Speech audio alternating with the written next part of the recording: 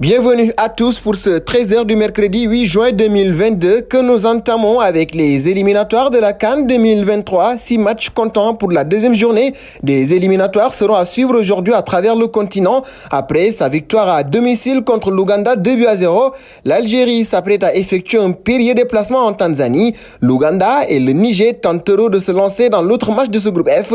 De gros enjeux aussi dans le groupe I. Après sa victoire retentissante en RDC dans des circonstances héroïques, le Gabon reçoit la Mauritanie à Franceville. Toujours dans cette poule, la pression sera énorme sur les épaules de la RDC. Un nouveau revers au Soudan pourrait bien sceller son sort. L'heure sera aussi au rachat pour le Bénin dans le groupe L et le Congo dans le groupe G qui joueront à domicile. Étriés par le Mali 4-0, les Congolais auront quant à eux fort à faire contre la Gambie.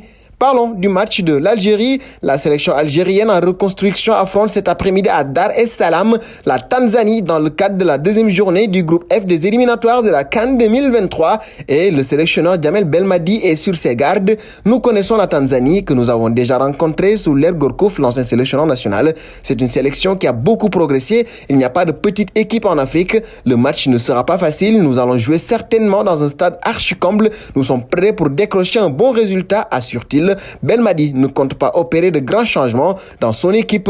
Parlons mercato désormais avec Kalidou Koulibaly. En fin de contrat en juin 2023, le Sénégalais n'a toujours pas prolongé avec Naples. Le club italien, présidé par Aurelio De Laurentiis, pourrait donc être amené à le vendre cet été pour éviter un départ libre l'année d'après. En attendant, la situation de Kalidou Koulibaly aurait attiré les convoitises de quelques clubs européens comme le PSG ou encore le FC Barcelone. Mais pour le moment, le défenseur de 30 ans ne saurait toujours pas de quoi son avenir sera fait. Je ne peux pas vous dire, je ne vais pas vous mentir pour l'instant, je ne sais pas du tout. J'étais concentré sur l'équipe nationale et je n'ai parlé avec personne. Maintenant, je vais passer quelques jours au Sénégal et une fois en Europe, on verra bien. Je vous le ferai savoir très rapidement, a affirmé Kalidou Koulibaly en zone mixte après la victoire du Sénégal sur le Rwanda. Un saut auprès de la FIFA, elle songe à augmenter le nombre de joueurs sélectionnés pour chaque pays en vue de la Coupe du Monde 2022 qui se déroulera au Qatar du 21 novembre au 18 décembre. Même si 23 joueurs peuvent figurer seulement sur la fiche de match, les listes ont été récemment élargies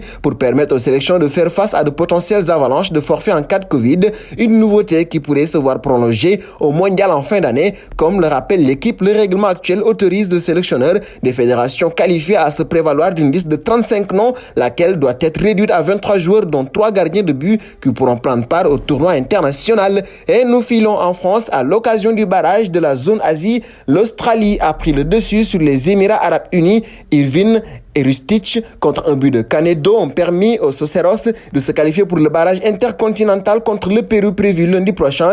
Le vainqueur de cette rencontre sera reversé dans le groupe D de la Coupe du Monde au Qatar avec la France, le Danemark et la Tunisie. Nous voici à l'instant quiz. 3 indices pour vous permettre de connaître notre joueur mystère.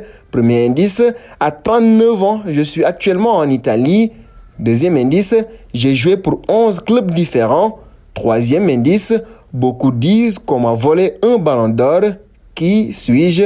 Vos réponses seront attendues en commentaire. Et nous allons terminer avec Mohamed Salah. Contre toute attente, la star des Reds, auteur d'une saison particulièrement prolifique, serait sur le point de rejoindre le FC Barcelone. D'après les informations dévoilées par The Daily Mirror, Mohamed Salah a donné son grand oui au FC Barcelone. L'accord verbal entre les différentes parties concernerait une arrivée libre en juillet 2023. Javier Hernandez l'aurait convaincu de quitter Liverpool à l'issue de son contrat sans passer par une prolongation. Une aubaine donc pour le Barça qui verra bientôt l'arrivée d'une véritable star dans son effectif. À 29 ans, l'Égyptien s'offrira probablement un dernier défi de prestige. Et nous arrivons au terme de ce 13h. On se donne rendez-vous demain jeudi autour de l'actualité. En attendant, vivons le football et c'est sur Afrique Sport.